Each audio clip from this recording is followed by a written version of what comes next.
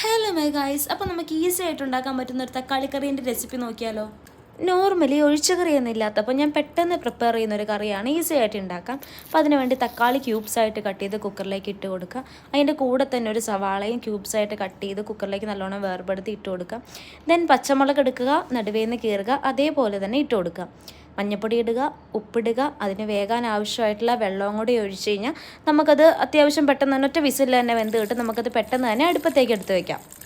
Guys, അത് വെന്ത് വരുമ്പോഴത്തേനും നമുക്കതിൻ്റെ അരപ്പിൻ്റെ കാര്യങ്ങളൊക്കെ റെഡിയാക്കാൻ വേണ്ടിയിട്ട് ഒരു മിക്സിയുടെ ചെറിയ ജാർ എടുക്കുക. അതിനകത്തേക്ക് അരപ്പിടി തേങ്ങ ഇടുക, മഞ്ഞൾപ്പൊടി ഇടുക, ചെറിയ ജീരകം ഇടുക, ചെറിയ ഉള്ളി ഇടുക ഗൈസ്. എന്നിട്ട് ഇത് നല്ല ഫൈൻ വെള്ളം ഒഴിക്കണം ഗൈസ്, വിട്ടുപോയി.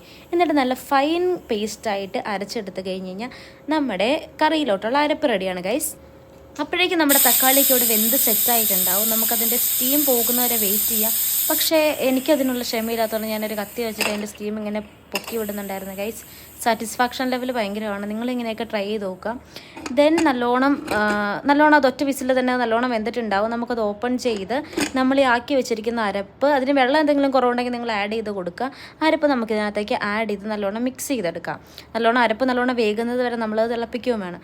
നല്ലോണം തിളച്ച് മിക്സായി വന്നു കഴിഞ്ഞ് കഴിഞ്ഞാൽ നമുക്ക് ഗ്യാസ് ഓഫ് ചെയ്യാം.